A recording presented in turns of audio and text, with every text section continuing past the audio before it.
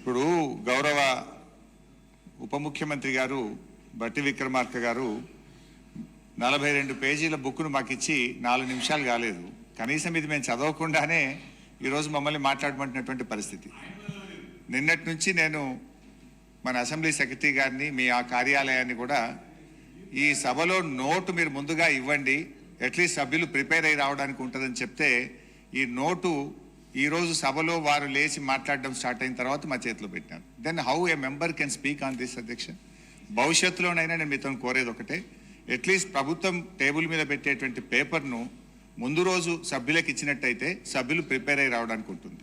రెండోది అధ్యక్ష మీతో ఒక సబ్మిషన్. మీరు ఈరోజు కూడా కొత్త సభ్యులు 57 మంది ఉన్నారు, వాళ్ళు కూడా చక్కగా నేర్చుకోవాలి, సహకరించాలన్నారు. తప్పకుండా మేము సహకరిస్తాం. కానీ మీరు కూడా దయచేసి సభ్యుల హక్కులను కూడా కాపాడాలి. ప్రొటెస్ట్ అనేది మెంబర్స్ యొక్క రైట్.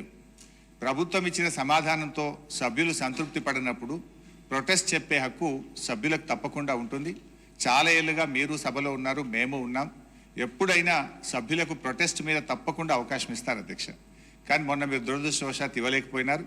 భవిష్యత్తులోనైనా సభ్యుల హక్కులు కాపాడాలని, సభను మరింత హుందాగా నడపాలని, దానికి మా పూర్తి సహకారం అందిస్తామని కూడా మీ ద్వారా తెలియజేస్తున్నాం అధ్యక్ష.